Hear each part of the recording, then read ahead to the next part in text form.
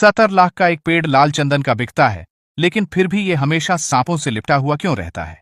चंदन के पेड़ में ऐसा क्या होता है जो हर समय उस पर सांप ही लिपटे रहते हैं?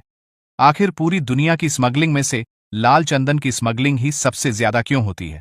आखिर क्यों पेड़ काटने वाले चंदन के पेड़ को नीचे से नहीं बल्कि ऊपर से काटना शुरू करते हैं? पुष्पा मूवी में भी दोस्तों लाल चंदन की तस्करी होती है।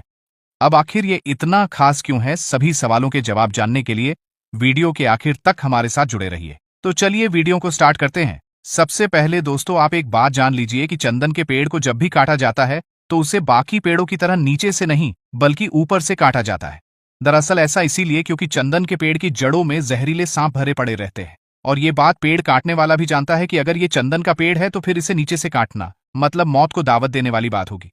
अब दोस्तों सांप तो किसी भी पेड़ पर रह सकते हैं, तो फिर उन्हें चंदन का पेड़ ही क्यों पसंद आता है? दरअसल सांप एक कोल्ड ब्लडेड एनिमल होता है। इनका खून ठंडा होता है और इसीलिए इन्हें ठंडी जगह बहुत पसंद होती है। अब आप जानते तो होंगे ही कि चंदन का पेड़ अस्तित्व में बहुत ठंडा होता है और इसीलिए ये सांपों के रहने की पसंदीदा जगह होती है और लोग इसीलिए तो कभी अपने घर के पास चंदन का पेड़ नहीं लगाते। कई लोग वैसे मानते हैं कि सांप चंदन की खुशबू की वजह से उसकी तरफ आकर्षित होते हैं। दरअसल दोस्तों सांपों में सूंघने की क्षमता न के बराबर ही होती है।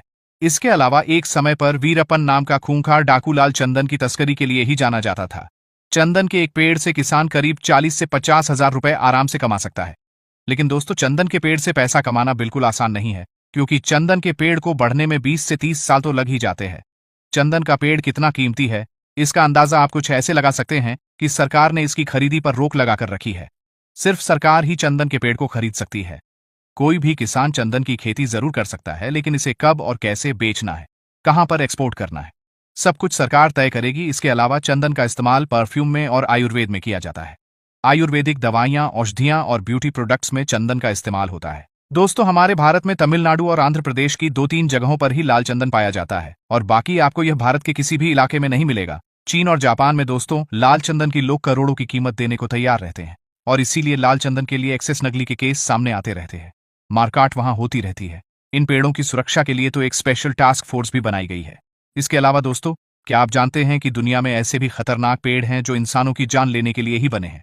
आप जैसे कि आप इस पेड़ को देखिए, इसे पाकिस्तान में पाया जाता है और वहां के लोग इसे द घोस्ट ट्री के नाम से जानते हैं।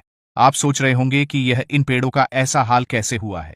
दरअसल जब भी वहां बाढ़ आती है तो लाखों की संख्या में मकड़ियां इन पेड़ों पर जाकर रहने लगती है और अपना जाल बनाने लगती है।